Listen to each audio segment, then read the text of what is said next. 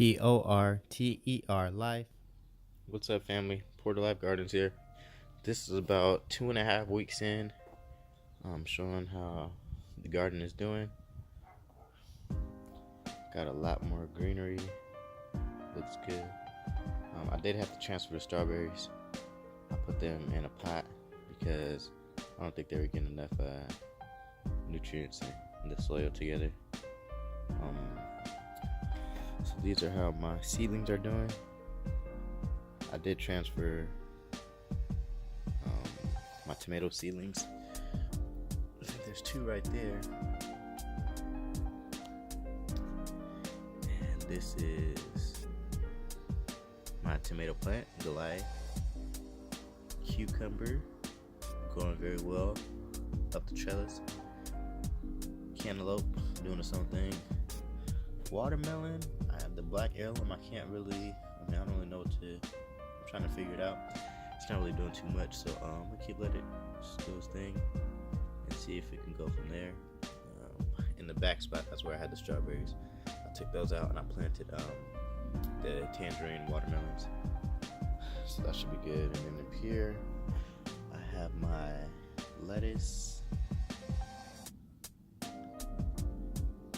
do also have my broccoli right here in the front. And then my carrots. You can see I sprouted up really well. So these are my peas and Kentucky beans, and they're doing phenomenal. As you can see, the Kentucky beans are starting to climb up the poles. I think it's cool how they're all finding a pole and they're just about to start climbing up that, so that's dope. Peas are doing the same thing. Right here I have all my carrots. I'm sorry, not carrots, corn. So corn is looking very healthy. So some corn right there, and when those grow, the beans can grow up those stalks.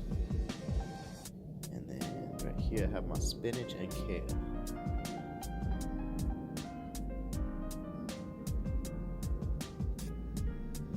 Doing very well also.